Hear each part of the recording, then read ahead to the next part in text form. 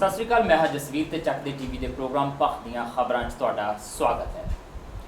ਇਸ ਪ੍ਰੋਗਰਾਮ ਦੇ ਵਿੱਚ ਕੁਝ ਤਾਜ਼ਾ ਤਰੀਨ ਖਬਰਾਂ ਦੇ ਉੱਤੇ ਪਾਉਣੇ ਅਸੀਂ ਕੋਸ਼ਿਸ਼ ਰਹਿੰਦੀ ਹੈ ਕਿ ਖਬਰ ਦੀ ਸੁਰਖੀ ਤੱਕ ਤੁਹਾਨੂੰ ਮਹਦੂਦ ਨਾ ਰੱਖਿਆ ਜਾਵੇ, ਬਲਕਿ ਖਬਰ ਦੇ ਉੱਤੇ ਵਿਚਾਰ ਚਰਚਾ ਕਰਨ ਤੋਂ ਬਾਅਦ ਉਹਦਾ ਸੱਚ, ਉਹਦੀ ਹਕੀਕਤ ਖੋਲ੍ਹ ਕੇ ਤੁਹਾਡੇ ਅੱਗੇ ਰੱਖੀ ਜਾਵੇ। ਔਰ ਇਸ ਕੋਸ਼ਿਸ਼ ਦੇ ਵਿੱਚ ਬਾਕਾਇਦਾ ਮੇਰੇ ਨਾਲ ਸਟੂਡੀਓ 'ਚ ਮੌਜੂਦ ਰਹਿੰਦੇ ਨੇ ਉੱਘੇ ਸਾਹਿਤਕਾਰ ਤੇ ਸੀਨੀਅਰ ਪੱਤਰਕਾਰ ਦੇਸਰਾਜ ਕਾਲੀ ਜੀ ਜੀ ਆਏ ਨੇ ਪ੍ਰੋਗਰਾਮ ਦੇ ਵਿੱਚ। ਮਿਹਰਬਾਨੀ ਜੀ। ਇਸ ਤੋਂ ਇਲਾਵਾ ਸੀਨੀਅਰ ਪੱਤਰਕਾਰ ਰਾਕੇਸ਼ ਆਨੰਦ ਵੀ ਸਾਡੇ ਨਾਲ ਮੌਜੂਦ ਰਹਿਣਗੇ। ਆਨੰਦ ਜੀ, ਤੁਹਾਨੂੰ ਵੀ ਜੀ ਆਏ ਨੇ। ਥੈਂਕਸ ਜਸਵੀਰ। ਸ਼ੁਰੂਆਤ ਥੋੜਾ ਜਿਹਾ ਝਾਤ ਪਾ ਲੈਂਦੇ ਹਾਂ ਜੰਮੂ ਕਸ਼ਮੀਰ ਦੀ ਸਿਆਸਤ ਦੇ ਉੱਤੇ, ਕਿਉਂਕਿ PDP ਤੋਂ ਸਮਰਥਨ ਜਿਹੜਾ ਹੈ ਉਹ ਵਾਪਸ ਖਿੱਚ ਲਿਆ ਹੈ ਭਾਰਤੀ ਜਨਤਾ ਪਾਰਟੀ ਨੇ। ਸਰਕਾਰ ਡਿੱਗ ਚੁੱਕੀ ਹੈ ਔਰ ਉੱਥੇ ਰਾਸ਼ਟਰਪਤੀ ਸ਼ਾਸਨ ਜਿਹੜਾ ਆ ਉਹ ਲਾਗੂ ਹੋ ਚੁੱਕਾ ਹੈ ਜੰਮੂ ਕਸ਼ਮੀਰ ਦੇ ਵਿੱਚ। ਔਰ ਮਹਿਬੂਬਾ ਮੁਫਤੀ ਨੇ ਵੀ ਅਸਤੀਫਾ ਦੇ ਦਿੱਤਾ ਆ।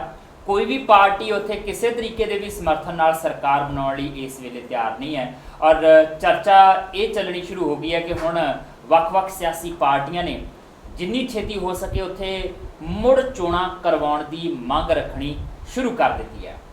ਇਸ ਸਭ ਦੇ ਦਰਮਿਆਨ ਚਰਚਾਵਾਂ ਬਹੁਤ ਸਾਰੇ ਇਸ ਨੁਕਤੇ ਨਾਲ ਵੀ ਚੱਲਦੀਆਂ ਪਈਆਂ ਨੇ ਕਿ ਭਾਰਤੀ ਜਨਤਾ ਪਾਰਟੀ ਨੇ ਇੱਕਦਮ 3 ਸਾਲ ਬਾਅਦ ਕਿਉਂ PDP ਤੋਂ ਆਪਣਾ ਸਮਰਥਨ ਵਾਪਸ ਲਿਆ ਹੈ। ਕੀ 2019 ਦੀਆਂ ਚੋਣਾਂ ਨੂੰ ਦੇਖਦਿਆਂ ਹੋਇਆਂ ਇਹ ਸਮਰਥਨ ਵਾਪਸ ਲਿਆ ਗਿਆ ਹੈ ਜਾਂ ਭਾਰਤੀ ਜਨਤਾ ਪਾਰਟੀ ਕਿਸੇ ਹੋਰ ਫਿਰਾਕ ਦੇ ਵਿੱਚ ਹੈ। ਸੋ ਬਹੁਤ ਸਾਰੇ ਨੁਕਤੇ ਵਿਚਾਰੇ ਜਾ ਰਹੇ, ਪਰ ਇਹਨਾਂ ਨੁਕਤਿਆਂ ਦੇ ਦਰਮਿਆਨ ਇੱਕ ਨਵੀਂ ਖਬਰ ਜਿਹੜੀ ਨਿਕਲ ਕੇ ਸਾਹਮਣੇ ਆ ਰਹੀ, ਜਿਹੜੀ ਅਪਡੇਟ ਕਰਦੀ ਹੈ ਇਹਨਾਂ ਹਾਲਾਤਾਂ ਨੂੰ, ਉਹ ਇਹ ਕਹਿੰਦੀ ਹੈ ਕਿ 23 ਜੂਨ ਨੂੰ ਜੰਮੂ ਕਸ਼ਮੀਰ ਦੇ ਵਿੱਚ ਬਕਾਇਦਾ ਭਾਰਤੀ ਜਨਤਾ ਪਾਰਟੀ ਵੱਲੋਂ ਸ਼ਿਆਮਾ ਪ੍ਰਸਾਦ ਮੁਖਰਜੀ ਹੋਰਾਂ ਦਾ ਜਨਮ ਦਿਨ ਮਨਾਇਆ ਜਾ ਰਿਹਾ ਹੈ। ਔਰ ਇੱਥੇ ਇਹ ਦੱਸ ਦੇਣਾ ਲਾਜ਼ਮੀ ਬਣਦਾ ਦਰਸ਼ਕਾਂ ਲਈ ਕਿ ਸ਼ਿਆਮਾ ਪ੍ਰਸਾਦ ਮੁਖਰਜੀ ਉਹ ਸ਼ਖਸ ਸਨ RSS ਦੇ ਨਾਲ ਸੰਬੰਧਿਤ ਜਿਨ੍ਹਾਂ ਨੇ ਧਾਰਾ 370 ਦਾ ਵਿਰੋਧ ਕੀਤਾ ਸੀਗਾ। ਇਹ ਸ਼ਿਆਮਾ ਪ੍ਰਸਾਦ ਮੁਖਰਜੀ ਹੋਰੀ ਸੀਗੇ ਜਦੋਂ ਉਸ ਦੌਰ ਦੇ ਵਿੱਚ ਇੱਕ ਸਿਲਸਿਲਾ ਇਹੋ ਜਿਹਾ ਵੀ ਚੱਲਿਆ ਸੀਗਾ ਕਿ ਜੇ ਤੁਸੀਂ ਜੰਮੂ ਕਸ਼ਮੀਰ ਦੇ ਵਿੱਚ ਜਾਣਾ ਤੇ ਫਿਰ ਭਾਰਤ ਸਰਕਾਰ ਦੀ ਇਜਾਜ਼ਤ ਲੈ ਕੇ ਹੀ ਤੁਸੀਂ ਜਾ ਸਕਦੇ ਹੋ। ਤੇ ਉਸ ਦੌਰ ਦੇ ਵਿੱਚ ਬਿਨਾਂ ਭਾਰਤ ਸਰਕਾਰ ਦੀ ਇਜਾਜ਼ਤ ਤੋਂ ਸ਼ਿਆਮਾ ਪ੍ਰਸਾਦ ਮੁਖਰਜੀ, ਜਿਨ੍ਹਾਂ ਦੇ ਨਾਲ ਬਕਾਇਦਾ ਅਟਲ ਬਿਹਾਰੀ ਵਾਜਪੇਈ ਵੀ ਉਸ ਸਮੇਂ ਗਏ ਸੀਗੇ ਤੇ 2-3 ਨੇਤਾ ਹੋਰ ਗਏ ਸੀ, ਇਹਨਾਂ ਨੇ ਬਾਈ ਟ੍ਰੇਨ ਜੰਮੂ ਕਸ਼ਮੀਰ ਦਾ ਰੁਖ ਕੀਤਾ ਸੀਗਾ ਪੰਜਾਬ ਦੇ ਰਸਤਿਓਂ, ਤੇ ਇਹਨਾਂ ਨੂੰ ਗ੍ਰਿਫਤਾਰ ਕਰ ਲਿਆ ਗਿਆ ਸੀ ਜੰਮੂ ਕਸ਼ਮੀਰ ਦੇ ਵਿੱਚ। ਸੋ ਉਹਨਾਂ ਦੀ ਜਿਹੜੀ ਆ ਉਹ ਜਨਮ ਦਿਨ ਦੇ ਮੌਕੇ ਬਕਾਇਦਾ ਇੱਕ ਸੈਲੀਬ੍ਰੇਸ਼ਨ ਕੀਤੀ ਜਾ ਰਹੀ ਹੈ। ਉਹ ਸੈਲੀਬ੍ਰੇਸ਼ਨ ਜੰਮੂ ਕਸ਼ਮੀਰ ਦੇ ਵਿੱਚ ਹੋਏਗੀ। ਇਸ ਸੈਲੀਬ੍ਰੇਸ਼ਨ ਦੇ ਵਿੱਚ ਬਕਾਇਦਾ ਅਮਿਤ ਸ਼ਾਹ ਜਿਹੜੇ ਭਾਰਤੀ ਜਨਤਾ ਪਾਰਟੀ ਦੇ ਕੌਮੀ ਪ੍ਰਧਾਨ ਨੇ ਉਹ ਪਹੁੰਚ ਰਹੇ ਨੇ ਤੇ ਇੱਕ ਸਾਫ਼ ਤੇ ਸਪਸ਼ਟ ਜਿਹੀ ਤਸਵੀਰ ਜਿਹੜੀ ਬਣਦੀ ਨਜ਼ਰ ਆ ਰਹੀ ਹੈ ਕਿ ਜਿਸ ਨੁਕਤੇ ਦਾ ਕਰਕੇ ਭਾਰਤੀ ਜਨਤਾ ਪਾਰਟੀ ਪੂਰੇ ਮੁਲਕ ਦੇ ਵਿੱਚ ਘਿਰਦੀ ਨਜ਼ਰ ਆ ਰਹੀ ਸੀ ਵਿਰੋਧੀ ਪਾਰਟੀਆਂ ਦੇ ਹੱਥਾਂ ਦੇ ਵਿੱਚ, ਹੁਣ ਉਸ ਨੁਕਤੇ ਤੋਂ ਪਾਰ ਪਾਉਣ ਦੀ ਕੋਸ਼ਿਸ਼ ਕੀਤੀ ਜਾ ਰਹੀ ਹੈ। ਧਾਰਾ 370 ਜਿਹਦਾ ਵਿਰੋਧ ਸ਼ਿਆਮਾ ਪ੍ਰਸਾਦ ਮੁਖਰਜੀ ਨੇ ਕੀਤਾ ਸੀਗਾ, ਉਹ ਰਾਗ ਫਿਰ ਅਲਾਪਿਆ ਜਾਂਦਾ ਜੰਮੂ ਕਸ਼ਮੀਰ ਦੇ ਵਿੱਚ ਜਾਂ ਨਹੀਂ, ਇਹਦੇ ਉੱਤੇ ਬਾਕਾਇਦਾ ਨਜ਼ਰ ਜਿਹੜੀ ਆ ਉਹ ਬਣੀ ਰਹੇਗੀ। ਔਰ ਇਹ ਵੀ ਖਬਰਾਂ 'ਚੋਂ ਨਿਕਲ ਕੇ ਸਾਹਮਣੇ ਆਇਆ ਹੈ ਕਿ ਅਜੀਤ ਡੋਭਾਲ ਜਿਹੜੇ ਸੁਰੱਖਿਆ ਸਲਾਹਕਾਰ ਨੇ, ਉਹਨਾਂ ਦੀ ਬਾਕਾਇਦਾ ਜਿਹੜੀ ਆ ਸਲਾਹ ਲਈ ਗਈ ਸੀਗੀ ਜੰਮੂ ਕਸ਼ਮੀਰ ਦੇ ਵਿੱਚ ਸਰਕਾਰ ਡੇਗਣ ਜਾਂ ਨਾ ਡਿੱਗਣ ਨੂੰ ਲੈ ਕੇ। ਸੋ ਕੱਲ੍ਹ ਵੀ ਚਰਚਾ ਚੱਲੀ ਸੀਗੀ ਕਿ ਇਹ ਸਕ੍ਰਿਪਟਡ ਸੀ ਸਾਰਾ ਕੁਝ, ਬਾਕਾਇਦਾ ਇੱਕ ਰਣਨੀਤੀ ਦੇ ਤਹਿਤ ਕੀਤਾ ਗਿਆ। ਚਰਚਾ ਜਿਹੜੀ ਆ ਉਹ ਹਕੀਕੀ ਰੂਪ ਦੇ ਵਿੱਚ ਜੋ ਕਿਹਾ ਜਾ ਰਿਹਾ ਕਿ ਹਾਂ ਭਾਈ ਹਾਲਾਤ ਮਾੜੇ ਹੋ ਰਹੇ ਸੀਗੇ ਜਾਂ ਸਾਨੂੰ ਰੋਕਿਆ ਜਾ ਰਿਹਾ ਸੀਗਾ, ਭਾਰਤੀ ਜਨਤਾ ਪਾਰਟੀ ਦੇ ਮੰਤਰੀਆਂ ਨੂੰ ਰੋਕਿਆ ਜਾ ਰਿਹਾ ਸੀਗਾ, ਇਨਫੋਰਮੇਸ਼ਨ ਸਟੇਟ ਗਵਰਨਮੈਂਟ ਜਿਹੜੀ ਆ ਉਹ ਸੁਰੱਖਿਆ ਏਜੰਸੀਆਂ ਨੂੰ ਪੂਰੀ ਨਹੀਂ ਪਹੁੰਚਾ ਰਹੀ ਸੀਗੀ ਵਗੈਰਾ ਵਗੈਰਾ, ਉਹ ਸਾਰੀਆਂ ਜਿਹੜੀਆਂ ਉਹ ਇੱਕ ਪਾਸੇ ਰਹਿੰਦੀਆਂ ਜਾ ਰਹੀਆਂ ਨੇ ਤੇ ਹਕੀਕਤ ਸਾਹਮਣੇ ਆ ਰਹੀ ਹੈ ਕਿ ਭਾਰਤੀ ਜਨਤਾ ਪਾਰਟੀ ਨੇ ਆਪਣਾ 2019 ਦੇ ਵਿੱਚ ਲਾਹਾ ਦੇਖਦਿਆਂ ਹੋਇਆਂ ਹੀ ਇਹ ਫੈਸਲਾ ਜਿਹੜਾ ਉਹ ਲਿਆਇਆ। ਫਿਲਹਾਲ ਅਸੀਂ ਜਿਸ ਖਬਰ ਦੇ ਉੱਤੇ ਚਰਚਾ ਕਰਨੀ ਆ ਉਹਦੇ ਵੱਲ ਪਰਤਦੇ ਹਾਂ। ਜਸਟ ਇੱਕ ਇਨਫੋਰਮੇਸ਼ਨ ਮੈਨੂੰ ਲੱਗਦਾ ਸੀ ਬਹੁਤ ਜ਼ਰੂਰੀ ਹੈ ਸਾਡੇ ਦਰਸ਼ਕਾਂ ਦੇ ਵਾਸਤੇ ਜੰਮੂ ਕਸ਼ਮੀਰ ਦੇ ਮੌਜੂਦਾ ਹਾਲਾਤਾਂ ਦੇ ਬਾਰੇ ਜਾਣਨ ਦੇ ਲਈ।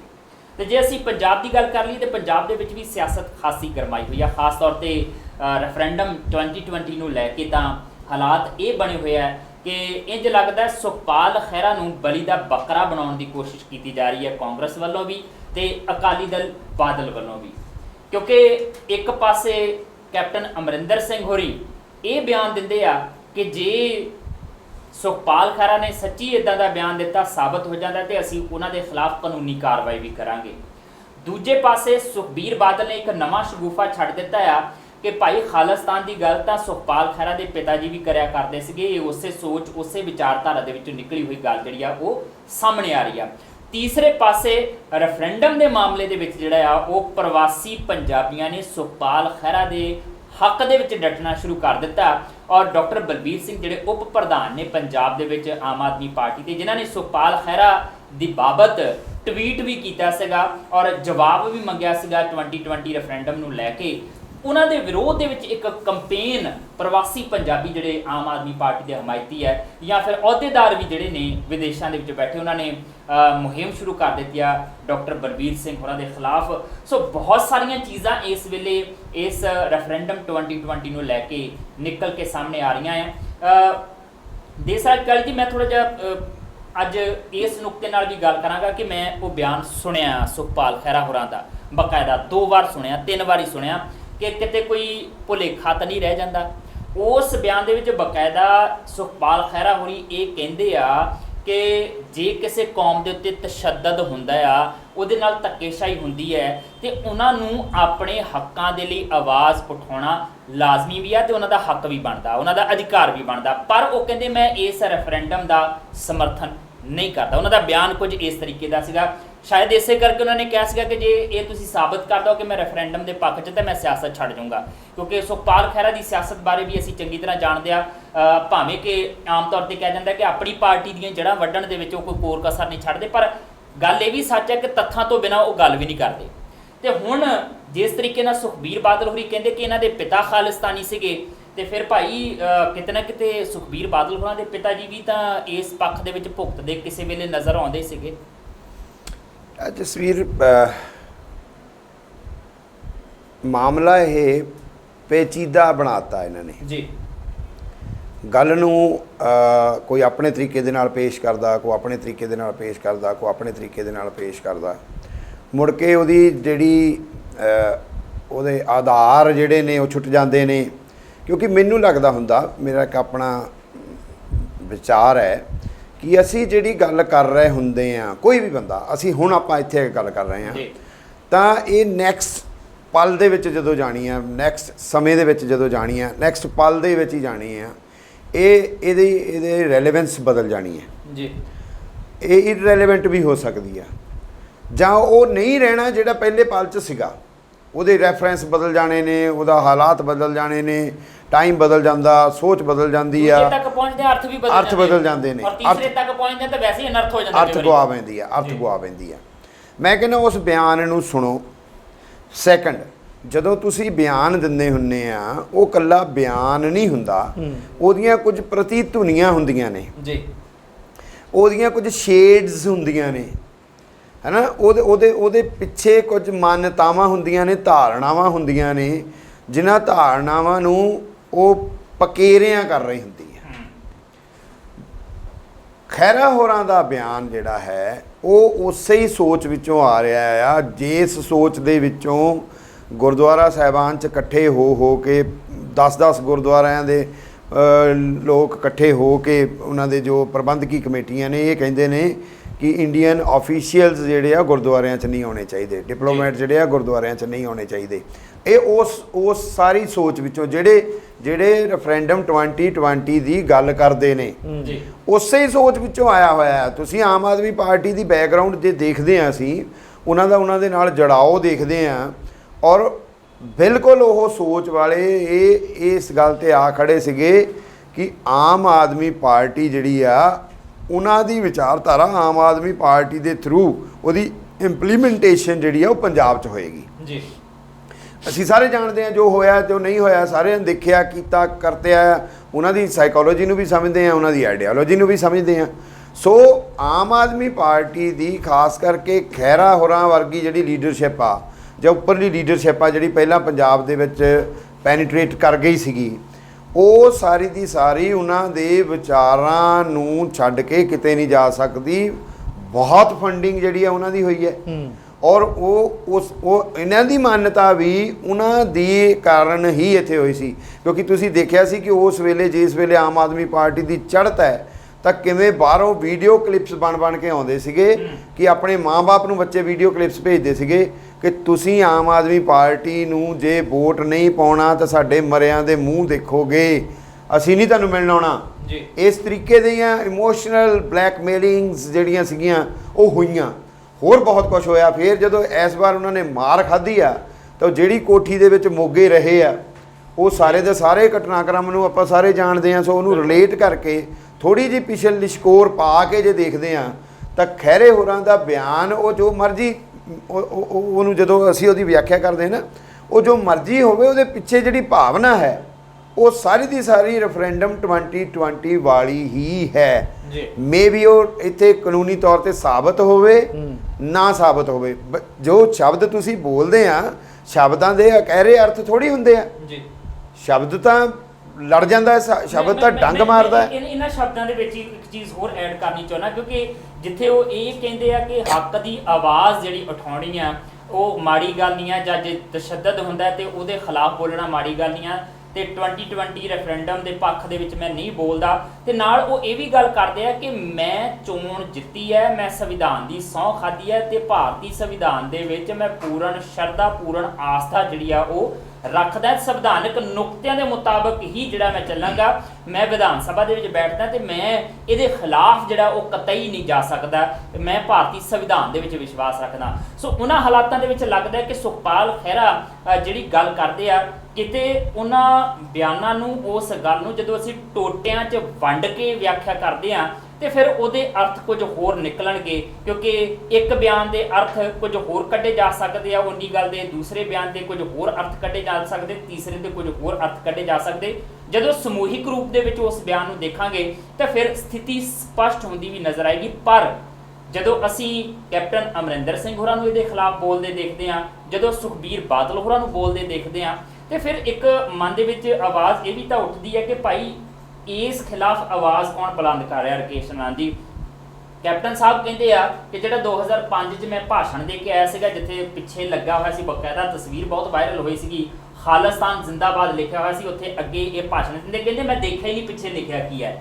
ਕਿ ਇੰਜ ਹੋ ਸਕਦਾ ਕਿ ਇੰਨੇ ਸੁਰੱਖਿਆ ਦਲ ਦੇ ਲੋਕ ਹੋਣਗੇ, ਉਹਨਾਂ ਦੇ ਨਾਲ ਕੁਝ ਖੁਫੀਆ ਏਜੰਸੀਆਂ ਦੇ ਬੰਦੇ ਵੀ ਹੋਣਗੇ, ਉਹ ਦੇਖਿਆ ਨਾ ਹੋਵੇ ਪਿੱਛੇ ਲਿਖਿਆ ਕਿ ਕਿੱਥੇ ਭਾਸ਼ਣ ਦਿੰਦੇ ਆ। ਤੇ ਜਦੋਂ ਪ੍ਰਕਾਸ਼ ਸਿੰਘ ਬਾਦਲ ਹੋਰੀ ਉਹਨਾਂ ਲੋਕਾਂ ਦੇ ਨਾਲ ਜਾ ਕੇ ਬੈਠਦੇ, ਉਹਨਾਂ ਨੂੰ ਪਤਾ ਨਾ ਹੋਵੇ ਕਿ ਇਹ ਕਿਹੜੀ ਗੱਲ ਕਰਦੇ ਆ। ਜਸਵੀਰ, ਇਹ ਬੜੀ ਹਾਸੋਹੀਣੀ ਗੱਲ ਆ। ਗੱਲ ਇਹ ਆ ਵੀ ਆਪਣੇ ਫਾਇਦੇ ਲਈ ਆਪਾਂ ਕਿਸੇ ਚੀਜ਼ ਨੂੰ ਕਿਸ ਤਰ੍ਹਾਂ ਯੂਜ਼ ਕਰਨਾ ਆ, ਇਹ ਸਾਡੇ ਪੋਲੀਟੀਸ਼ੀਅਨਸ ਚੰਗੀ ਤਰ੍ਹਾਂ ਜਾਣਦੇ ਆ। ਜਿਹੜੀ ਤੁਸੀਂ ਗੱਲ ਕਰ ਰਹੇ ਸੀ ਨਾ, ਟੋਟਿਆਂ ਦੇ ਵਿੱਚ ਕਿਸੇ ਦੇ ਬਿਆਨ ਨੂੰ, ਕਿਸੇ ਦ੍ਰਿਸ਼ ਨੂੰ ਜਦੋਂ ਅਸੀਂ ਉਹਨੂੰ ਡਿਸਟੋਰਟ ਕਰਦੇ ਆ ਤਾਂ ਫਿਰ ਟੋਟਿਆਂ ਵਿੱਚ ਜੇ ਤਾਂ ਅਸੀਂ ਸਮੂਹਿਕ ਪੂਰਾ ਦਾ ਪੂਰਾ ਉਹਨੂੰ ਐਜ਼ ਏ ਲਮਸਮ ਉਹਨੂੰ ਚੀਜ਼ ਨੂੰ ਲੈ ਲੈਂਦੇ ਆ ਤਾਂ ਉਹਦੇ ਅਰਥ ਕੁਝ ਹੋਰ ਹੁੰਦੇ ਨੇ। ਉਹ ਜਦੋਂ ਕਹਿ ਰਹੇ ਆ, ਖਹਿਰਾ ਕਹਿੰਦਾ ਏ ਬਈ ਜਦੋਂ ਕਿਸੇ ਕੌਮ 'ਤੇ ਕੋਈ ਸਮੱਸਿਆ ਆਉਂਦੀ ਹੈ ਤਾਂ ਉਹਨੂੰ ਪੂਰਾ ਹੱਕ ਆ ਆਪਣੀ ਆਵਾਜ਼ ਬੁਲੰਦ ਕਰਨ ਦਾ। ਉਹਦੇ ਨਾਲ ਹੀ ਉਹ ਕਹਿ ਦਿੰਦਾ ਆ ਵੀ ਮੈਨੂੰ ਸੰਵਿਧਾਨ ਦੇ ਵਿੱਚ ਵੀ ਪੂਰਾ ਵਿਸ਼ਵਾਸ ਆ ਔਰ ਮੈਂ ਉਹ ਰੈਫਰੈਂਡਮ 2020 ਦਾ ਸਮਰਥਨ ਨਹੀਂ ਕਰ ਰਿਹਾ। ਹੁਣ ਜੇ ਟੋਟਿਆਂ ਵਿੱਚ ਦੇਖਾਂਗੇ ਤਾਂ ਖਹਿਰੇ ਨੂੰ ਆਪਾਂ ਕਟਹਿਰੇ 'ਚ ਖੜਾ ਕਰ ਦਾਂਗੇ। ਜਦੋਂ ਅਸੀਂ ਐਜ਼ ਏ ਹੋਲ ਉਹਨੂੰ ਦੇਖਾਂਗੇ ਤਾਂ ਉਹਦਾ ਇੱਕ ਪਰਸਨਲ ਵਿਊ ਆ ਵੀ ਜੇ ਕਿਸੇ, ਕਿਉਂਕਿ ਸੁਸਾਇਟੀ ਵਿੱਚ ਵੈਸੇ ਵੀ ਦੇਖਿਆ ਜਾਵੇ ਕਿਸੇ ਖਿਲਾਫ ਵੀ ਕੋਈ ਹੁੰਦਾ, ਆਪਾਂ ਕੋਲ ਅਦਾਲਤਾਂ ਨੇ, ਉਹ ਵੀ ਆਪਣੀ ਗੱਲ ਨੂੰ ਰੱਖਣ ਦਾ ਇੱਕ ਤਰੀਕਾ ਆ। ਜਾਂ ਜੇ ਕਈ ਵਾਰੀ ਕੀ ਹੁੰਦਾ, ਲੜਾਈਆਂ ਹੋ ਜਾਂਦੀਆਂ ਗਲੀਆਂ ਮਹੱਲਿਆਂ ਵਿੱਚ, ਸਭ ਕੁਝ ਉਹ ਆਪਣਾ ਹੱਕ ਲੈਣ ਲਈ, ਆਪਣੇ ਆਪ ਨੂੰ ਸੱਚਾ ਕਰਨ ਲਈ, ਜੇ ਛੋਟੇ ਤੋਂ ਲੈ ਕੇ ਵੱਡੇ ਲੈਵਲ ਤੱਕ ਵੀ ਗੱਲ ਕਰੀਏ ਤਾਂ ਜਸਵੀਰ ਹੁਣ ਇੱਥੇ ਕੀ ਚੱਲ ਰਿਹਾ ਆ, ਇੱਥੇ ਖਹਿਰੇ ਨੂੰ ਟਾਰਗੇਟ ਕੀਤਾ ਜਾ ਰਿਹਾ ਆ। ਟਾਰਗੇਟ ਇਸ ਕਰਕੇ ਕੀਤਾ ਜਾ ਰਿਹਾ ਵੀ ਇੱਕ ਖਹਿਰਾ ਹੀ ਆ ਜਿਹੜਾ ਇਸ ਵੇਲੇ ਹਰ ਇੱਕ ਨੂੰ ਜਿਹੜਾ ਆ ਉਹ ਆੜੇ ਹੱਥੀ ਪੂਰੀ ਤਿਆਰੀ ਨਾਲ ਔਰ ਪੂਰੇ ਸਬਰ ਦੇ ਨਾਲ, ਔਰ ਜਦੋਂ ਉਹਨੂੰ ਲੱਗਦਾ ਵੀ ਹੁਣ ਮੈਂ ਤਿਆਰ ਆ ਤਾਂ ਇੱਕਦਮ ਅਟੈਕ ਕਰ ਦਿੰਦਾ ਆ। ਜਦੋਂ ਪ੍ਰਕਾਸ਼ ਸਿੰਘ ਬਾਦਲ ਦੀ ਗੱਲ ਕਰਦੇ ਆ ਜਸਵੀਰ, ਤੇ ਆਪਾਂ ਨੂੰ ਵੀ ਪਤਾ ਆ ਔਰ ਪੂਰੇ ਪੰਜਾਬੀਆਂ ਨੂੰ ਪਤਾ ਆ ਬਈ ਪ੍ਰਕਾਸ਼ ਸਿੰਘ ਬਾਦਲ ਹੁਣੀ ਕਿਹੜੀ ਥਿਊਰੀ ਨਹੀਂ ਚੱਲੇ ਸੀ ਔਰ ਕਿੰਨਾ ਸਿਧਾਂਤਾਂ 'ਤੇ ਚੱਲ ਕੇ ਉਹ ਬਾਅਦ 'ਚੋਂ CM ਬਣਦੇ ਨੇ, ਔਰ ਉਹ ਕਿੰਨਾ ਹਾਲਾਤਾਂ ਦੇ ਵਿੱਚ ਜਦੋਂ 84 ਦੇ ਵਿੱਚ ਸਾਰਾ ਕੁਝ ਹੁੰਦਾ ਆ ਤਾਂ ਕਿਸ ਤਰੀਕੇ ਨਾਲ ਪਾਸਾ ਪਰਤਦੇ ਨੇ, ਔਰ ਜਦੋਂ ਅਜੇ ਵੀ ਉਹਨਾਂ ਨੂੰ ਜਦੋਂ ਜ਼ਰੂਰਤ ਪੈਂਦੀ ਆ ਅਕਾਲੀ ਦਲ ਨੂੰ ਤਾਂ ਉਹ ਜਿਹੜਾ ਪੱਖ ਆ ਅਕਾਲੀ ਦਲ ਦਾ ਗਰਮ ਖਿਆਲੀ ਵਾਲਾ ਉਹਨੂੰ ਫਿਰ ਉਭਾਰ ਲੈਂਦੇ ਨੇ ਆਪਣੇ ਹਿੱਤਾਂ ਨੂੰ ਸਾਧਣ ਲਈ। ਔਰ ਜਦੋਂ ਅਸੀਂ ਕੈਪਟਨ ਅਮਰਿੰਦਰ ਸਿੰਘ ਦੀ ਗੱਲ ਕਰਦੇ ਹਾਂ ਜਸਵੀਰ, ਤਾਂ ਉਹ ਵੀ ਕੀ ਕਰਦੇ ਨੇ ਵੀ ਉਹਨਾਂ ਨੇ ਵੀ ਕਿੰਨੀ ਵਾਰੀ ਅਕਾਲੀ ਦਲ ਕਾਂਗਰਸ ਜਾਂਦੇ ਨੇ। ਜਦੋਂ ਉਹ ਅਕਾਲੀ ਦਲ 'ਚ ਜਾਂਦੇ ਨੇ ਤਾਂ ਉਹਨਾਂ ਦਾ ਸੁਰ ਕੁਝ ਹੋਰ ਹੁੰਦਾ ਆ, ਜਦੋਂ ਕਾਂਗਰਸ 'ਚ ਆਉਂਦੇ ਨੇ ਤਾਂ ਉਹਨਾਂ ਦਾ ਸੁਰ ਕੁਝ ਹੋਰ ਹੁੰਦਾ ਆ। ਇਸ ਵੇਲੇ ਉਹ ਪੰਜਾਬ ਦੇ ਮੁੱਖ ਮੰਤਰੀ ਨੇ, ਔਰ ਐਜ਼ ਏ ਮੁੱਖ ਮੰਤਰੀ ਉਹਨਾਂ ਦੀ ਡਿਊਟੀ ਵੀ ਬਣਦੀ ਆ ਵੀ ਜਦੋਂ ਪੰਜਾਬ ਦੇ ਵਿੱਚ ਕੋਈ ਸੈਪਰੇਟਿਸਟ ਆਵਾਜ਼ ਆਉਂਦੀ ਆ ਜਾਂ ਕੁਝ ਇਸ ਤਰ੍ਹਾਂ ਦੀ ਆਵਾਜ਼ ਆਉਂਦੀ ਆ ਜਿਹੜੀ ਨਿਆਂ ਦੇ ਆਰਡਰ ਦੇ ਪੀਸ ਦੇ ਖਿਲਾਫ ਆ, ਤੇ ਉਹਨੂੰ ਖਤਮ ਕਰਨ ਦਾ ਉਹਨਾਂ ਦਾ ਰਾਈਟ ਆ, ਉਹਨਾਂ ਦੀ ਡਿਊਟੀ ਆ, ਉਹਨਾਂ ਦਾ ਕਰਤੱਵ ਆ। ਪਰ ਐਜ਼ ਏ ਮਨੁੱਖ, ਐਜ਼ ਏ ਹਿਊਮਨ ਬੀਇੰਗ, ਜਦੋਂ ਅਸੀਂ ਨਿੱਜੀ ਤੌਰ 'ਤੇ ਉਹਨਾਂ ਨੂੰ ਦੇਖਦੇ ਹਾਂ ਤਾਂ ਆਪਾਂ ਦੇਖਦੇ ਵੀ ਉਹਨਾਂ ਨੇ ਵੀ ਖਾਲਿਸਤਾਨ ਔਰ ਉਹ ਜਿਹੜੀ ਉਹ ਲਹਿਰ ਸੀ ਉਹਦੇ ਵਿੱਚ ਕਦੀ ਇੱਧਰਲਾ ਪਾਸਾ ਪਰਤਿਆ, ਕਦੀ ਇੱਧਰਲਾ ਪਾਸਾ ਪਰਤਿਆ। ਔਰ ਜਦੋਂ ਸੁਖਬੀਰ ਬਾਦਲ ਹੁਣੀ ਖਹਿਰਾ ਦੇ ਪਿਤਾ ਜੀ ਵਾਲੇ ਗੱਲ ਕਰਦੇ ਨੇ ਤਾਂ ਸਵਾਲ ਤੁਹਾਡੇ ਦਾ ਇਹ ਜਵਾਬ ਹੈ ਵੀ ਉਹ ਆਪਣੇ ਪਿਤਾ ਜੀ ਦਾ ਵੀ ਜੋ ਪਿਛਲਾ ਸਮਾਂ ਸੀ ਸਾਰਾ ਕੁਝ ਕਿਸ ਤਰੀਕੇ ਨਾਲ ਇੱਧਰ ਉੱਧਰ ਜਾਂਦੇ ਨੇ, ਉਹ ਸਾਰਾ ਕੁਝ ਦੇਖਣਾ ਚਾਹੁੰਦੇ। ਮੈਂ ਇਹ ਸਾਰੀ ਚੀਜ਼ ਨੂੰ ਸਮ ਅਪ ਇਹ ਕਰਨਾ ਚਾਹੁੰਦਾ ਜਸਵੀਰ, ਪ੍ਰੈਜ਼ੈਂਟ ਦੇ ਵਿੱਚ ਪੰਜਾਬ ਕਾਲੀ ਜੀ ਅਕਸਰ ਇੱਕ ਸ਼ਬਦ ਵਾਕ ਬੋਲਦੇ ਨੇ ਵੀ ਬਲਦੀ ਦੇ ਬੁੱਥਾ ਉਹਦੇ ਵਿੱਚ ਨਾ ਜਾਵੇ। ਉਹਦੇ ਲਈ ਆਪਾਂ ਇਸ ਵੇਲੇ 'ਚ ਸਿਆਸਤ ਨੇ ਆਪਣਾ ਚਾਲ ਚੱਲਣੀ ਆ, ਪਰ ਪੰਜਾਬ ਦੇ ਜਿਹੜੇ ਲੋਕ ਨੇ, ਪੰਜਾਬੀ ਨੇ, ਉਹਨਾਂ ਨੇ ਇਹ ਦੇਖਣਾ ਆ ਵੀ ਇਹਨਾਂ ਸਿਆਸਤ ਦੇ ਵਿੱਚ ਕਿਤੇ ਅਸੀਂ ਨਾ ਆ ਜਾਈਏ ਵੀ ਖਹਿਰੇ ਨੇ ਆਪਣੀ ਸਿਆਸਤ ਖੇਡ ਜਾਣੀ ਆ, ਪ੍ਰਕਾਸ਼ ਸਿੰਘ ਬਾਦਲ ਹੋਣਾ ਨੇ, ਸੁਖਬੀਰ ਬਾਦਲ ਹੋਣਾ ਨੇ ਆਪਣੀ ਸਿਆਸਤ ਖੇਡਣੀ ਆ, ਕੈਪਟਨ ਅਮਰਿੰਦਰ ਔਰ ਕਾਂਗਰਸ ਨੇ ਆਪਣੀ ਸਿਆਸਤ ਖੇਡਣੀ ਆ। ਉਹਦੇ ਵਿੱਚ ਪੰਜਾਬੀਆਂ ਨੇ ਆਪਣੇ ਪੰਜਾਬ ਨੂੰ, ਆਪਣੇ ਪੰਥ ਨੂੰ, ਆਪਣੇ ਖਿੱਤੇ ਨੂੰ ਕਿਸ ਤਰ੍ਹਾਂ ਬਚਾਉਣਾ ਆ, ਇਹ ਹੁਣ ਪੰਜਾਬੀ ਦੀ ਸਿਆਣਪ ਤੇ ਕਰਨਾ ਆ। ਜੇ ਇਹ ਪੰਜਾਬੀ ਇਸ ਵੇਲੇ 19 ਦੇ ਚੱਕਰ ਦੇ ਵਿੱਚ ਭਟਕ ਜਾਂਦੇ ਨੇ ਤਾਂ ਹਾਲਾਤ ਬਹੁਤ ਮਾੜੇ ਹੋ ਸਕਦੇ ਨੇ। ਔਰ ਪੰਜਾਬੀਆਂ ਦੇ ਉੱਪਰ ਇਸ ਵੇਲੇ ਹੈਗਾ ਵੀ ਉਹ ਭਾਈਚਾਰਾ ਔਰ ਆਪਣੱਤ ਕਿੱਦਾਂ ਕਾਇਮ ਰੱਖ ਸਕਦੇ ਨੇ। ਪੰਜਾਬੀਆਂ ਦੇ ਸਿਆਣਪ ਦੀ ਤੁਸੀਂ ਗੱਲ ਕੀਤੀ ਹੈ, ਪਰ ਦੇਸਰਾਜ ਕਾਲੀ ਜੀ ਮੈਂ ਤਾਂ ਸੁਖਬੀਰ ਬਾਦਲ ਹੋਣਾ ਦੀ ਸਿਆਣਪ ਵੱਲ ਥੋੜੀ ਜਿਹੀ ਉਂਗਲ ਕਰਨੀ ਚਾਹੁੰਦਾ ਆ। ਜਦੋਂ ਸੁਖਪਾਲ ਖਹਿਰਾ ਦੇ ਪਿਤਾ ਸ਼੍ਰੀ ਦੇ ਉੱਤੇ ਉਹ ਉਂਗਲ ਚੁੱਕਦੇ ਆ ਕਿ ਭਾਈ ਉਹ ਵੀ ਖਾਲਿਸਤਾਨੀ ਸਮਰਥਕ ਸਨ ਤੇ ਪਿਤਾ ਸ਼੍ਰੀ ਦਾ ਅਕਾਲੀ ਦਲ ਨਾਲ ਸੰਬੰਧਿਤ ਸੀ, ਫਿਰ ਆਪਣੀ ਪਾਰਟੀ ਤੇ ਵੀ ਤਾਂ ਉਂਗਲ ਚੁੱਕ ਹੀ ਲੈਂਦੇ ਆ। ਬਿਲਕੁਲ। ਦਰਅਸਲ ਨਾ ਸੁਖਬੀਰ ਬਾਦਲ ਦੇ ਨੁਕਤੇ ਤੋਂ ਪਹਿਲਾਂ ਮੈਂ ਇੱਕ ਤੁਹਾਡੇ ਨੁਕਤੇ ਤੇ ਆਉਣਾ ਚਾਹੁੰਦਾ, ਜਿਹੜਾ ਤੁਸੀਂ ਸਵਾਲ ਆਨੰਦ ਜੀ ਨੂੰ ਕੀਤਾ ਔਰ ਉਹਨਾਂ ਨੇ ਜਵਾਬ ਵੀ ਦਿੱਤਾ ਜੀ ਕਿ ਟਾਰਗੇਟ ਕੀਤਾ ਗਿਆ ਖਹਿਰਾ ਨੂੰ। ਇਸ ਮਾਮਲੇ ਦੇ ਵਿੱਚ ਖਹਿਰਾ ਐਡੀ ਸੌਖੀ ਚੀਜ਼ ਨਹੀਂ ਆ। ਖਹਿਰਾ ਹੋਰਾਂ ਨੇ ਕਿਹਾ ਆਓ ਮੈਨੂੰ ਟਾਰਗੇਟ ਕਰੋ ਜੀ। ਆਪਾਂ ਇੱਥੇ ਡਿਸਕਸ ਕੀਤਾ ਸੀਗਾ ਕਿ ਖਹਿਰੇ ਨੂੰ ਲਾਈਮਲਾਈਟ 'ਚ ਰਹਿਣਾ ਆਉਂਦਾ ਆ, ਔਸਤਨ ਇੱਕ ਪ੍ਰੈਸ ਕਾਨਫਰੰਸ ਡੇਲੀ ਕਰਦੇ ਆ ਜੀ, ਖਹਿਰਾ ਕਰਦੇ ਨੇ। ਔਰ ਖਹਿਰੇ ਦੇ ਇਸ ਬਿਆਨ ਨੂੰ ਫਿਰ ਉਹਨਾਂ ਸੌਖਿਆਂ ਨਾ ਕੀਤਾ ਜਾਵੇ। ਭਾਈ ਉਹ ਕਿਉਂ ਬੋਲਦਾ ਹੈ ਰੈਫਰੈਂਡਮ 2020 ਦਾ ਨਾਂ ਲੈ ਕੇ?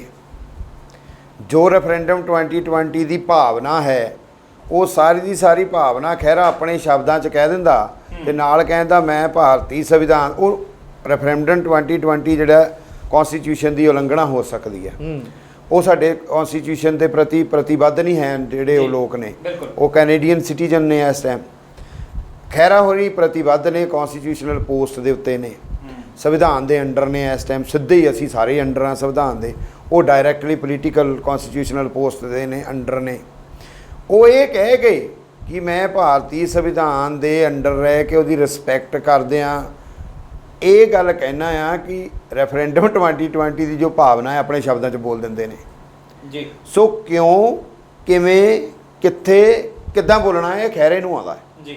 ਉਹਦੇ ਵਿੱਚੋਂ ਆਪਣਾ ਬਚਾਅ ਜਿੰਨਾ ਮਰਜ਼ੀ ਕਰ ਲਵੇ। ਉਹ ਜੀ ਖੜਾ ਉਹ ਉੱਥੇ ਹੀ ਹੈ ਜਿੱਥੇ ਖੜਾ ਰਹਿਣਾ ਆ। ਜੀ। ਸੈਕੰਡ ਜਿਹੜੀ ਗੱਲ ਤੁਸੀਂ ਸੁਖਬੀਰ ਬਾਦਲ ਹੋਰਾਂ ਵਾਲੀ ਕੀਤੀ ਹੈ ਨਾ, ਉਹ ਵੀ ਮੈਨੂੰ ਬਹੁਤ ਹਲਕੀ ਬਿਆਨਬਾਜ਼ੀ ਲੱਗੀ ਹੈ ਕਿ ਇੰਨੇ ਗੰਭੀਰ ਇਸ਼ੂ ਨੂੰ ਤੁਸੀਂ ਮਤਲਬ ਛੁਰਲੀ ਜੀ ਛੱਡ ਕੇ ਵੀ ਇਹਦੇ ਪਿਤਾ ਜੀ ਵੀ ਇੱਥੇ ਹੀ ਖੜੇ ਸੀਗੇ। ਯਾਰ ਇਸ ਸਾਰੇ ਦੀ ਜਿਵੇਂ ਆਨੰਦ ਜੀ ਨੇ ਐਂਡ ਦੇ ਉੱਤੇ ਆਪਣਾ ਕਨਕਲੂਡ ਕੀਤਾ ਆ ਕਿ ਪੰਜਾਬ ਤੇ ਕੀ ਪ੍ਰਭਾਵ ਪੈਣਾ ਆ, ਤੁਸੀਂ ਪੰਜਾਬ ਨੂੰ ਕਿੱਧਰ ਲਿਜਾਣਾ ਚਾਹੁੰਦੇ ਆ। ਔਰ ਮੈਂ ਜਸਵੀਰ ਹੈਰਾਨ ਆ, ਪੂਰੇ ਪੰਜਾਬ ਦੇ ਵਿੱਚ ਤੁਸੀਂ ਦੇਖੋਗੇ ਕਿ ਮਿਲਟਰੀ ਆਈ ਹੋਈ ਹੈ, ਪੈਰਾਮਿਲਟਰੀ ਨੇ, ਰੈਪਿਡ ਐਕਸ਼ਨ ਫੋਰਸਿਸ ਲੱਗੀਆਂ ਹੋਈਆਂ ਨੇ। ਮੈਂ ਤਾਂ ਇਹ ਆਫਟਰ ਆਲ ਤਾਂ ਸਰਕਾਰ ਨੇ ਕੀਤੀ ਹੋਏਗੀ ਨਾ। ਮੈਂ ਜਲੰਧਰ 'ਚ ਦੇਖ ਰਿਹਾ, ਮੈਂ ਮਾਲਵੇ 'ਚ ਦੇਖ ਰਿਹਾ, ਮੈਂ ਅੰਮ੍ਰਿਤਸਰ 'ਚ ਦੇਖ ਰਿਹਾ, ਮੈਂ ਯਾਨੀ ਮੈਨੂੰ ਔਰ ਫਿਰ ਜੇ ਕੈਪਟਨ ਹੋਰੀ ਰਾਜਨਾਥ ਜੀ ਕੋ ਜਾਂਦੇ ਨੇ, ਗ੍ਰਹਿ ਮੰਤਰਾਲੇ ਕੋ, ਔਰ ਚਿੰਤਾ ਜ਼ਾਹਰ ਕਰਦੇ ਨੇ ਕਿ ਪੰਜਾਬ ਦੇ ਵਿੱਚ ਫਿਰ ਕੋਈ ਗੜਬੜੀ ਵਰਗੀ ਸਾਨੂੰ ਨਜ਼ਰ ਆਉਣ ਡਈ ਆ। ਪਿੱਛੇ ਜੇ ਟਾਰਗੇਟ ਕਿਲਿੰਗਸ ਕਿੰਨੀਆਂ ਹੋਈਆਂ, ਗੈਂਗ ਵਾਰ ਕਿੰਨੀਆਂ ਹੋਈਆਂ, ਕਿਸ ਤਰੀਕੇ ਦਾ ਸਾਰਾ ਪੰਜਾਬ ਦਾ ਹੋਇਆ। ਸੋ ਮੈਨੂੰ ਲੱਗਦਾ ਇਸ ਟਾਈਮ ਫਿਰ ਪੰਜਾਬ ਸੈਂਸਿਟਿਵ ਬਣਿਆ ਹੋਇਆ ਆ, ਔਰ ਇਹਨਾਂ ਪੋਲੀਟੀਕਲ ਲੀਡਰਾਂ ਨੂੰ ਇਹੋ ਜਿਹੇ ਮਾਮਲਿਆਂ ਦੇ ਵਿੱਚ, ਇਹੋ ਜਿਹੇ ਬਿਆਨਾਂ ਦੇ ਵਿੱਚ ਬਹੁਤ ਸੀਰੀਅਸ ਹੋਣ ਦੀ ਲੋੜ ਆ, ਬਹੁਤ ਗੰਭੀਰਤਾ ਦੀ ਲੋੜ ਆ, ਜਦਕਿ ਇਹ ਚੁਟਕੀਆਂ ਲੈ ਰਹੇ ਨੇ ਇੱਕ ਦੂਜੇ ਦੇ ਉੱਤੇ। ਜੀ, ਚੁਟਕੀਆਂ ਲੈ ਰਹੇ ਨੇ। ਔਰ ਦੂਜੀ ਗੱਲ ਇਹ ਵੀ ਹੈ ਇੱਕ ਚੀਜ਼ ਕਿ ਚਾਹੇ ਅਕਾਲੀ ਦਲ ਹੈ, ਚਾਹੇ ਭਾਰਤੀ ਜਨਤਾ ਪਾਰਟੀ ਹੈ ਜਾਂ ਫਿਰ ਕਾਂਗਰਸ ਹੈ, ਇਹਨਾਂ ਦੀ ਕੋਸ਼ਿਸ਼ ਇੱਕ ਇਹ ਵੀ ਰਹੀ ਹੈ ਕਿ ਆਮ ਆਦਮੀ ਪਾਰਟੀ ਦੇ ਵਿੱਚ ਅੰਦਰੂਨੀ ਗੁੱਟਬਾਜ਼ੀ ਜਿਹੜੀ ਹੈਗੀ ਆ ਉਹਨੂੰ ਇੰਨੀ ਕੁ ਹਵਾ ਦਿੱਤੀ ਜਾਵੇ ਕਿ ਇਹ ਖੇਰੂ ਹੁੰਦੀ ਨਜ਼ਰ ਆਵੇ। ਤੇ ਲੱਗਦਾ ਕਿ ਇਸ ਮਾਮਲੇ ਦੇ ਵਿੱਚ ਖਾਸ ਤੌਰ ਤੇ ਇੱਕ ਤਰੀਕੇ ਨਾਲ ਉਹ ਸਭ ਕੁਝ ਹੁੰਦਾ ਨਜ਼ਰ ਆ ਰਿਹਾ। ਰਾਕੇਸ਼ ਨਾਥ ਜੀ, ਵਿਦੇਸ਼ਾਂ ਦੇ ਵਿੱਚੋਂ ਚਿੱਠੀਆਂ ਲਿਖੀਆਂ ਜਾ ਰਹੀਆਂ ਨੇ ਅਰਵਿੰਦ ਕੇਜਰੀਵਾਲ ਨੂੰ ਕਿ ਭਾਈ ਡਾਕਟਰ ਬਲਬੀਰ ਸਿੰਘ ਹੋਰੀ ਜਿਹੜੇ ਉਪ ਪ੍ਰਧਾਨ ਨੇ ਪੰਜਾਬ ਦੇ, ਉਹਨਾਂ ਦੇ ਉੱਤੇ ਜ਼ਿੰਮੇਵਾਰੀ ਸੁੱਟੋ ਸ਼ਾਹਕੋਟ ਜ਼ਿਮਨੀ ਚੋਣ ਦੇ ਵਿੱਚ ਹੋਈ ਬੁਰੇ ਤਰੀਕੇ ਨਾਲ ਹਾਰ ਦੀ, ਤੇ ਉਹਨਾਂ ਨੂੰ ਕਹੋ ਉਹਦੇ ਤੇ ਜਵਾਬ ਦਿਓ। ਸੁਖਪਾਲ ਖਹਿਰਾ ਦੇ ਮਾਮਲੇ ਦੇ ਵਿੱਚ ਤੁਸੀਂ ਬਹੁਤਾ ਟੰਗ ਨਾ ਅੜਾਓ। ਹੁਣ ਉਹ ਜਿਹੜਾ ਦੋਫਾੜ ਕਰਨ ਵਾਲੀਆਂ ਚੀਜ਼ਾਂ ਜਿਹੜੀਆਂ ਨੇ ਉਹ ਇਸ ਮਾਮਲੇ ਦੇ ਵਿੱਚ ਹੋਰ ਉੱਭਰ ਕੇ ਆ ਰਹੀਆਂ ਨੇ ਸਾਹਮਣੇ। ਬਿਲਕੁਲ ਜਸਵੀਰ, ਜਿਹੜਾ ਉਹਨਾਂ ਨੇ ਆਧਾਰ ਬਣਾਇਆ ਨਾ, ਇੱਕ ਤੇ ਆ, ਇੱਕ ਸ਼ਾਹਕੋਟ ਜ਼ਿਮਨੀ ਚੋਣ ਦਾ ਵੀ ਕਹਿਤਾ ਵੀ ਤੁਹਾਡੀ ਜਿਹੜੀ ਆਮ ਆਦਮੀ ਪਾਰਟੀ ਆ ਵੀ ਉਹ 40-42 ਹਜ਼ਾਰ ਤੋਂ ਸਿੱਧਾ 1900 ਤੇ ਆ ਗਈ ਹੈ, ਔਰ ਇਹ ਇਹਨਾਂ ਦੀ ਲੀਡਰਸ਼ਿਪ ਕਰਕੇ ਆ, ਇਸ ਕਰਕੇ ਇਹਨਾਂ ਨੂੰ ਇੱਕ ਸਾਈਡ ਤੇ ਰੱਖੋ। ਪਲੱਸ ਉਹਨਾਂ ਨੇ ਉਹ ਖਹਿਰਾ ਦੇ ਜਿਹੜੀ ਰੈਫਰੈਂਡਮ 2020 ਜਿਹੜਾ ਹੈ ਉਹਦੇ ਗੱਲ, ਜਸਵੀਰ ਮੈਂ ਇਸ ਦਾ ਚਿੰਤਨ ਕਰ ਰਿਹਾ ਸੀ ਤੇ ਮੈਨੂੰ ਇਸ ਖਬਰ ਦੀ ਚਿੰਤਨ ਦੇ ਵਿੱਚੋਂ ਮੈਨੂੰ ਥੋੜੀ ਲੱਗ ਰਹੀ ਸੀ ਵੀ ਇਹਦੀ ਕੀ ਹੋ ਕੀ ਸਕਦਾ ਆ ਵੀ England, Canada, America, Europe, New Zealand, Australia, ਇੱਥੋਂ ਚਿੱਠੀਆਂ ਆ ਰਹੀਆਂ ਨੇ, ਔਰ ਆਪਾਂ ਨੂੰ ਇਹ ਵੀ ਪਤਾ ਵੀ ਗਰਮ ਖਿਆਲੀਏ ਵੀ ਉੱਥੇ ਬੈਠੇ ਹੋਏ ਨੇ ਕਿ ਇਹ ਜਿਹੜੀਆਂ ਚਿੱਠੀਆਂ ਨੇ ਅਜੇ ਕਿਉਂਕਿ ਪਤਾ ਨਹੀਂ ਲੱਗਾ ਵੀ ਕਿਹੜੇ ਬੰਦੇ ਨੇ, ਵਿਦ ਨੇਮਸ ਉਹਨਾਂ ਦੇ ਅਹੁਦੇ ਕੀ ਨੇ, ਇਹ ਅਜੇ ਨਸ਼ਰ ਨਹੀਂ ਹੋਏ। ਕਿਤੇ ਇਹ ਤਾਂ ਨਹੀਂ ਵੀ ਰੈਫਰੈਂਡਮ 2020 ਚਲਾਉਣ ਵਾਲੇ ਹੀ ਜਾਂ ਉਹਨਾਂ ਦੇ ਹੀ ਉਹੋ ਹੀ ਚਿੱਠੀਆਂ ਲਿਖ ਰਹੇ ਨੇ ਮਨੀਸ਼ ਸਿਸੋਦੀਆ ਹੋਣਾ ਨੂੰ ਔਰ ਅਰਵਿੰਦ ਕੇਜਰੀਵਾਲ ਨੂੰ ਵੀ ਇਹ ਮੈਨੂੰ ਥੋੜਾ ਜਿਹਾ ਮੈਂ ਇਸ ਤੇ ਚੱਲ ਰਿਹਾ ਆ, ਸ਼ਾਇਦ ਇੱਕ ਦੋ ਦਿਨ ਤੱਕ ਪਤਾ ਲੱਗ ਜਾਏ ਅਸਲ ਦੇ ਵਿੱਚ ਕੁਦਰਤੀ ਹੈ ਆਪਣੇ ਆਨੰਦ ਜੀ, ਉਹੀ ਲਿਖ ਰਹੇ ਨੇ ਜਿਨ੍ਹਾਂ ਲੋਕਾਂ ਨੇ ਇਹਨਾਂ ਨੂੰ ਸਪੋਰਟ ਕੀਤਾ, ਜਿਨ੍ਹਾਂ ਲੋਕਾਂ ਨੇ ਇਹਨਾਂ ਨੂੰ ਫੰਡਿੰਗ ਕੀਤੀ, ਉਹ ਸਾਰੇ ਦੇ ਸਾਰੇ ਗਰਮ ਖਿਆਲੀ ਨੇ ਜੀ, ਔਰ ਉਹ ਲਿਖ ਰਹੇ ਨੇ। ਔਰ ਇਹ ਵੀ ਹੋ ਸਕਦਾ ਆ ਵੀ ਅਕਾਲੀ ਦਲ ਜਾਂ ਦੂਸਰੇ ਧੜੇ ਵੀ ਇਹ ਤਰੀਕੇ ਨਾਲ ਉਧਰ ਕਰਦੇ ਹੋਣ ਵੀ ਇਹ ਜਿਹੜਾ ਖਹਿਰਾ ਆ ਉਹਨੂੰ ਇਸ ਮੁੱਦੇ ਦੇ ਵਿੱਚ ਹੋਰ ਜ਼ਿਆਦਾ ਫਸਾਇਆ ਜਾਵੇ ਵੀ ਦੇਖੋ ਇਹ ਉੱਪਰੋਂ ਗਰਮ ਖਿਆਲੀ ਜਿਹੜੇ ਆ ਇਹਦੀ ਸਮਰਥਨ ਕਰ ਰਹੇ ਨੇ ਕਿਸੇ ਹੋਰ ਤਰੀਕੇ ਨਾਲ, ਇਹ ਕੁਛ ਚੱਲ ਰਿਹਾ ਕੰਮ ਇਹ। ਕਿਉਂਕਿ ਸੁਖਪਾਲ ਖਹਿਰਾ ਨੇ ਸਿੱਧੇ ਤੌਰ ਤੇ ਇਹ ਵੀ ਗੱਲ ਕਹੀ ਹੈ ਕਿ ਕੈਪਟਨ ਅਮਰਿੰਦਰ ਸਿੰਘ ਹੋਰਾਂ ਦੇ ਬਿਆਨਬਾਜ਼ੀਆਂ ਦੇ ਵਿੱਚੋਂ ਮੈਨੂੰ ਨਿੱਜੀ ਕੜਵਾਹਟ ਨਜ਼ਰ ਆਉਂਦੀ ਹੈ। ਉਹ ਕਹਿੰਦੇ ਉਹ ਨਿੱਜੀ ਕੜਵਾਹਟ ਦੇ ਵਿੱਚ ਮੇਰੇ ਖਿਲਾਫ ਉਹ ਨਸ਼ੇ ਵਾਲਾ ਮਾਮਲਾ ਦਰਜ ਕਰਵਾਉਣਾ ਵੀ ਸ਼ਾਮਲ ਹੈ, ਔਰ ਹੁਣ ਇਸ ਮਾਮਲੇ ਦੇ ਵਿੱਚ ਵੀ ਮੇਰੇ ਖਿਲਾਫ ਕਾਰਵਾਈ ਕਰਨ ਦੀ ਗੱਲ ਕਰਦੇ। ਉਹ ਕਹਿੰਦੇ ਜੇ ਮੈਂ ਕੁਝ ਗਲਤ ਕੀਤਾ ਤੇ ਕਾਰਵਾਈ ਕਾਨੂੰਨੀ ਰੂਪ ਦੇ ਵਿੱਚ ਕੀਤੀ ਜਾ ਸਕਦੀ ਹੈ, ਮੈਂ ਭੁਗਤਣ ਲਈ ਤਿਆਰ ਹਾਂ। ਸੋ ਬਹੁਤ ਕੁਝ ਇਸ ਸਮੇਂ ਇਸ ਮਸਲੇ ਦੇ ਉੱਤੇ ਚੱਲਦਾ ਪਿਆ, ਪਰ ਘੱਟੋ ਘੱਟ ਇੱਕ ਗੱਲ ਜ਼ਰੂਰ ਹੈ ਕਿ ਆਮ ਆਦਮੀ ਪਾਰਟੀ ਕਿੱਥੇ ਖੜੀ ਹੈ ਇਸ ਮਾਮਲੇ ਦੇ ਵਿੱਚ। ਅਰਵਿੰਦ ਕੇਜਰੀਵਾਲ ਹੋਰਾਂ ਨੇ ਸੁਖਪਾਲ ਖਹਿਰਾ ਨੂੰ ਤਲਬ ਕੀਤਾ ਆ, ਉਹਨਾਂ ਨੂੰ ਕੀ ਤਾੜਨਾ ਕੀਤੀ ਜਾਂਦੀ ਹੈ, ਕੀ ਨਿਰਦੇਸ਼ ਦਿੱਤੇ ਜਾਂਦੇ ਆ, ਕਿਹੜਾ ਅਹੁਦਾ ਖੋਇਆ ਜਾਂਦਾ ਜਾਂ ਕਿਸ ਤਰੀਕੇ ਨਾਲ ਉਹਨਾਂ ਨੂੰ ਥਾਪੜਾ ਦਿੱਤਾ ਜਾਂਦਾ ਹੈ, ਇਹਦੇ ਤੇ ਬਹੁਤ ਕੁਝ ਨਿਰਭਰ ਕਰਦਾ ਆ। ਕਿਉਂਕਿ ਫਿਲਹਾਲ ਅਜੇ ਅਰਵਿੰਦ ਕੇਜਰੀਵਾਲ ਦਿੱਲੀ ਦੇ ਰੇੜਕੇ ਦੇ ਵਿੱਚ ਫਸੇ ਹੋਏ ਆ, ਉਸ ਰੇੜਕੇ ਚੋਂ ਨਿਕਲਣਗੇ ਤੇ ਸੁਖਪਾਲ ਖਹਿਰਾ ਹੋਰਾਂ ਦੇ ਮਾਮਲੇ ਤੇ ਕੋਈ ਬਿਆਨ ਦੇਣਗੇ ਤੇ ਸਥਿਤੀ ਜਿਹੜੀ ਹੈ ਉਹ ਆਮ ਆਦਮੀ ਪਾਰਟੀ ਦੀ ਸਪਸ਼ਟ ਹੋ ਪਾਏਗੀ। ਕਿਉਂਕਿ ਅਰਵਿੰਦ ਕੇਜਰੀਵਾਲ ਦੇ ਬਿਆਨ ਤੋਂ ਬਾਅਦ ਡਾਕਟਰ ਬਲਬੀਰ ਹੋਰੀ ਕੀ ਕਹਿੰਦੇ ਆ ਉਹ ਤੈਅ ਹੋਏਗਾ, ਜਾਂ ਫਿਰ ਪਾਰਟੀ ਦੇ ਬਾਕੀ ਅਹੁਦੇਦਾਰ ਜਿਹੜੇ ਸੁਖਪਾਲ ਖਹਿਰਾ ਦੇ ਵਿਰੋਧ ਦੇ ਵਿੱਚ ਖੜੇ ਨਜ਼ਰ ਆਉਂਦੇ ਆ ਉਹ ਕੀ ਕਹਿੰਦੇ ਆ, ਉਹ ਦੱਸੇਗਾ ਕਿ ਸੁਖਪਾਲ ਖਹਿਰਾ ਪੰਜਾਬ ਆਪ ਦੇ ਵਿੱਚ ਕਿੱਥੇ ਖੜੇ ਨੇ ਜਾਂ ਫਿਰ ਉਹਨਾਂ ਨੂੰ ਕਿੱਥੇ ਖੜਿਆਂ ਕੀਤਾ ਜਾਂਦਾ ਹੈ। ਫਿਲਹਾਲ ਅਸੀਂ ਬ੍ਰੇਕ ਲਈ ਖੜੇ ਹੋ ਰਹੇ ਹਾਂ ਜੀ, ਬ੍ਰੇਕ ਤੋਂ ਬਾਅਦ ਫਿਰ ਮਿਲਦੇ ਹਾਂ। ਦੇਖਦੇ ਰਹੋ ਚੱਕ ਦੇ ਟੀਵੀ।